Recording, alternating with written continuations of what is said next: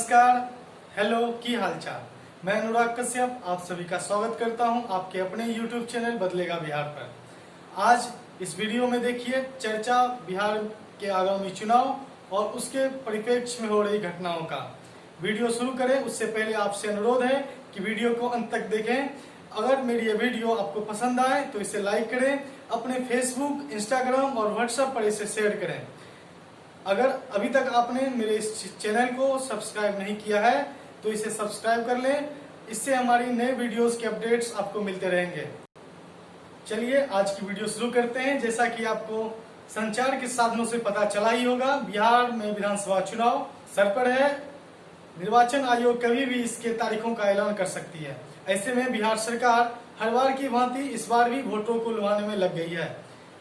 सरकार को अपने काम पर इतना भरोसा है कि वो खुद जनता के पास नहीं जा रही है। इस बार अपनी बात जनता तक पहुंचाने के लिए प्रधानमंत्री जी का सहारा लेना पड़ रहा है।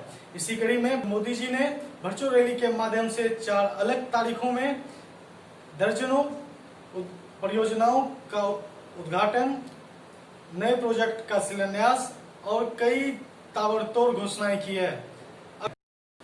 पीएम मोदी आजकल बिहार की जनता पर कुछ ज्यादा ही मेहरबान है और यह मेहरबानी बिना किसी आग्रह का है। अगर चीजों को जल्द भूलने की आदत आपकी नहीं है तो आप जरा लॉकडाउन के शुरुआती दिनों में लौट आएं। आपके सुविधा के लिए मैं अपने स्क्रीन पर भी कुछ फुटेज चला रहा हूँ। ये सभी चित्र और वीडियो आपको अंदर तक झकझोर देगी। कैमरे के अंदर कैद, सभी पलों में कैद है सरकार की लाचारी, नाकामी और झूठे वादों का पुलिंदा। सारी परेशानियों से हम सब वाकिफ हैं। सबने किसी न किसी रूप से सारी दिक्कतों को झेला है, तब किसी ने हमारी सुध नहीं ली। अब जब चुनाव सामने है तो सीएम पीएम दोनों मिलकर बिहार के सबसे बड़े हिमायती बन रहे हैं। आज आप रेल परियोजनाओं का झांसा दे रहे हैं, तब कहाँ थी आपकी रेल जब लाखों प्रवासी मजदूर तपतपाती धूप में सर पर सामान गोद में अपना बच्चा लिए हजारों किलोमीटर दूर महानगरों से अपने घर आने की चाह में नंगे पैर अनजान रास्तों में भटकते हुए ट्रकों के नीचे आ गए। रेल की पटरियों पर बिखरा हुआ रोटी आपको खूब याद होगा। आज इन मासूमों को फिर से महानगरों का रुख करना होगा, क्योंकि आपने इनके लिए रोजगार के अवसर मुहैया नहीं करवाए। आज जब आपको इनके वोट की दरकार है तो इन्हें आंकड़ों में उलझाकर प्रलोभन देने का काम कर रहे हैं। इनके लिए नई नई परियोजनाओं का घोषणा कर रहे हैं। गलती आपकी नहीं है, विडंबना हम लोगों के साथ यह है कि हम थोड़ी खुशी के उपलक्ष्य में अपने साथ हुए सारे अन्याय को भूल जाते हैं। ताजा याद रखने की मानसिकता जो बनी हुई है, इसी प्रकार की स्थिति को किसी अज्ञात ने अपने शब्दों में खूब पिरोया है।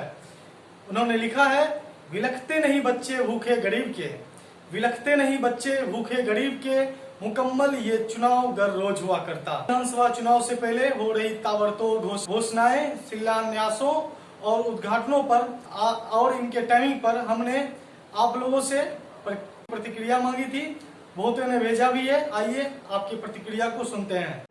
नमस्ते प्रधानमंत्री, thank you for Kosi river project and HPCL Harsiddhi project. वैसे तो आपने बहुत सारी घोषणाएं की, बिहार चुनाव नज़दीक है। हाँ, ये डिबेटेबल है कि जो चुनाव में घोषणाएं हुई हैं वो कितना ग्रासरूट लेवल पर इम्प्लीमेंट होता है। चुनाव के वक्त जो घोषणाएं होती हैं वो बस हमें लगता है कि जनता को लुभाने और लालच देने का काम करती हैं।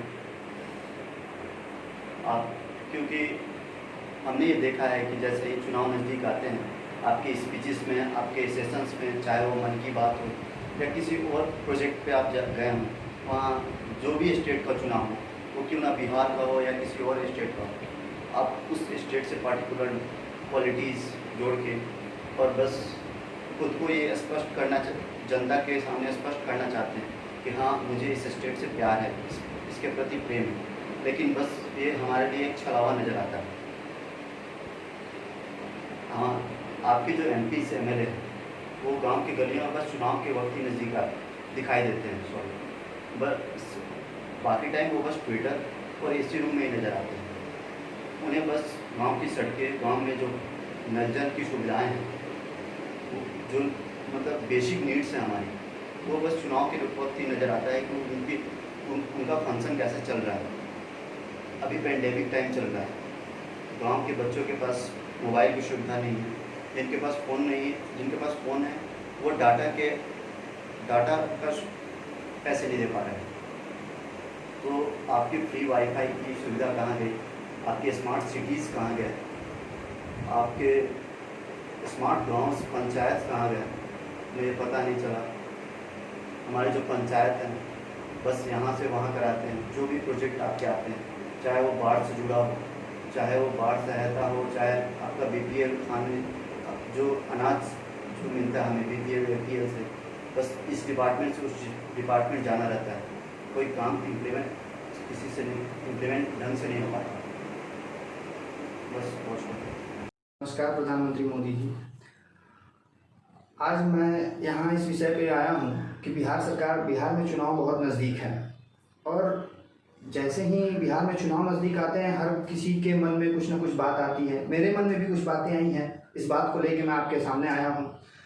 बात मेरे मन में ये आई है कि जैसे ही बिहार सरकार, आपने तो बहुत अच्छे प्रोजेक्ट दिए हमें, जैसे कि कोसी रिवर का प्रोजेक्ट किया, फिर आपने हमें हरसिद्धि में HPCL का प्रोजेक्ट दिया जो कि बहुत ही अच्छा है। इस बात की मैं आपकी बहुत बहुत सराहना करता हूँ। मैं बहुत ही आपको धन्यवाद देता हूँ। पर कुछ बातें ऐसी हैं जो बातें हमें चुभती हैं। अब जैसे कि वो बातें हैं, आप जैसे कि मन की बात में आते हैं, हमारे बिहार के बारे में बहुत तारीफ़ करते हैं। मेरे मन में एक सवाल है मोदी जी कि ये तारीफ़ तब क्यों होती है जब हमारे बिहार सरकार में इलेक्शन होना होता है। क्यों हमारे बिहार राज्य में जब इलेक्शन होना होता है तो सिर्फ ये बातें तभी क्यों निकलती हैं, तब क्यों नहीं आती जब हम ऐसे भूखे नंगे पड़े होते हैं, जब हम ऐसे बाढ़ में होते हैं तब क्यों नहीं आती, जब हम कोरोना की वजह से यहाँ मर रहे थे तब भी तो पूछना चाहिए था ना मोदी जी आपको कि हमारा हालचाल क्या है, क्या हो रहा है। ठीक है, हम मानते हैं आपने सभी राज्य सरकारों से बात की, सभी से वीडियो कॉन्फ्रेंसिंग करके आप बात कर रहे थे, लेकिन क्या वो राज्य सरकार हम तक पहुंच पाई? नहीं पहुंच पाई। आपको अगर नहीं भरोसा हो, नहीं विश्वास हो तो आप एक बार वो डाटा उठा के देखिए।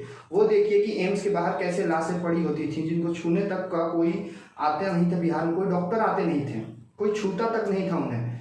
कैसे लोगों ने जाने गंवाई हैं, सिर्फ बिहार की ही नहीं हर राज्य की गंवाई है, लेकिन बिहार की कुछ हालत बहुत ज़्यादा दयनीय थी और आज के डेट में भी है, क्योंकि हम पे लोकल गवर्नमेंट हो, हमारी स्टेट गवर्नमेंट हो, ध्यान नहीं देती है। हमारे MP MLAs, आइए हम अपने MP MLAs की बात करते हैं जो हमारे यहाँ BJP से ही विधायक हैं। हमारे गांव की रोड का हालत एक बार आप देखिए। ऐसी हमारे गांव की रोडें हो गई हैं कि जिसमें लोग पैदल चले तो गिर जाए, मोटरसाइकिल कार तो बहुत दूर की बात है, लोग पैदल चले तो गिर जाए, उसमें इतने बड़े बड़े गड्ढे हो गए हैं। तो किसकी फेलियर है ये फेलियर सिर्फ और सिर्फ लोकल गवर्नेंस की है। और लोकल गवर्नेंस की अगर फेलियर है तो यहाँ पे कहीं ना कहीं आपकी कमान ढीली पड़ गई। वो तो प्रोवाइड कीजिए, उसकी तो हम आपसे उम्मीद कर सकें। आपने विकास के नारे बहुत सारे दिए मोदी जी, लेकिन अगर आपकी नज़रों में राम मंदिर बहुत अच्छी डिसीजन थी, 370 बहुत अच्छा डिसीजन था, मैं उसका सपोर्ट करता हूँ, लेकिन क्या ये विकास है? हम यूथ के लिए ये विकास है?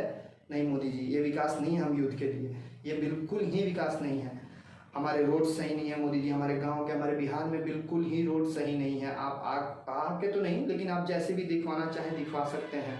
हमारे यहाँ पंचायती राज सिस्टम नहीं है। हमारे मोतिहारी जिले का, अमर छतौनी जिले का आके पंचायत देखिए तो जर्जर पड़ा हुआ है, टूटा पड़ा हुआ है। हमारे यहाँ के स्कूल सही नहीं है, बच्चे पढ़े तो पढ़े कहाँ, करे तो करे क्या। तो यहाँ क्रिमिनल्स पैदा हो रहे हैं मोदी जी। बच्चे ना पढ़ रहे हैं ना बढ़ रहे हैं। सबका साथ सबका विकास तभी होगा मोदी जी जब सब पढ़ेंगे, जब सब बढ़ेंगे। Thank you very much. Anurag ji, Bihar विधानसभा चुनाव सर पर है। ऐसे में 15 साल से सत्ता पर आसीन नीतीश बाबू का स्थिति राज्य में बहुत दयनीय है। सरकार के लिए अपने दमखम से बिहार की राजनीति में फिर से लौट पाना आसान नहीं है। ऐसे में PM मोदी जी को बिहार चुनाव का चेहरा बनाकर उनके लोकप्रियता को भुनाना चाहती है। सरकार को शर्म आनी चाहिए। क्षेत्रीय राजनीति में केंद्रीय नेतृत्व को उतारकर जनता को एक बार फिर लपेटना चाहती है, परंतु इस बार आसान नहीं हो। जदयू विधायक का हर एक जगह विरोध हो रहा है। जनता जाग चुकी है। आप भी अपना कमेंट हमें भेज सकते हैं। मैंने अपना नंबर और ईमेल ID डिस्क्रिप्शन में डाल रखा है। वीडियो के अंत में आपको मिल जाएगी। और आज के वीडियो में बस इतना ही। आगे फिर मुलाकात होगी नए टॉपिक के साथ। जय बिहार।